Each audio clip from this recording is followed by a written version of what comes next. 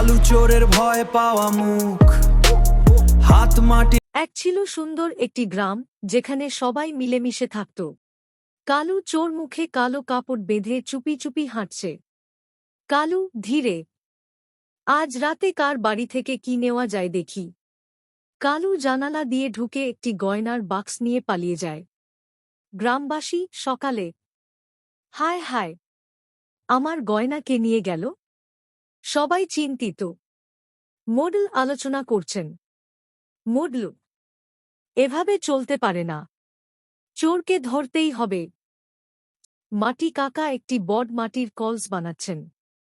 মাটি কাকা হেসে, এবার দেখি চোর কত বড় চালাক। তিনি কলসের গায়ে আঠালো মিশ্রণ লাগান এবং পাশে চকচকে নকল হার রাখেন। ৭ চোরের আগমন। স্থান উঠোন, গভীর রাত। কালু চুপি চুপি এসে হারটি দেখতে পায়।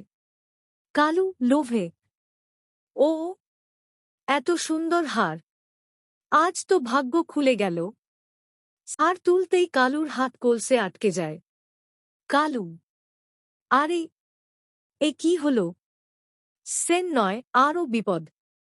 কালু অন্য হাত দিয়ে ছাড়াতে যায়, সেটাও আটকে যায়। তারপর পাও আটকে যায়।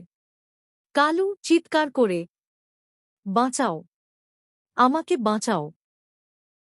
চিৎকার শুনে সবাই দৌড়ে আসে। গ্রামবাসী, ওই দেখো, চোর ধরা পড়েছে। কালু কলসকে জড়িয়ে দাঁড়িয়ে আছে। কালু মাথা নিচু করে দাঁড়িয়ে, কালু, আমি আর কখনো চুরি করব না, আমাকে ক্ষমা করুন। সবাই আবার আনন্দে জীবনযাপন করছে। মাটি কাকা হাসছেন। বুদ্ধি আর সততা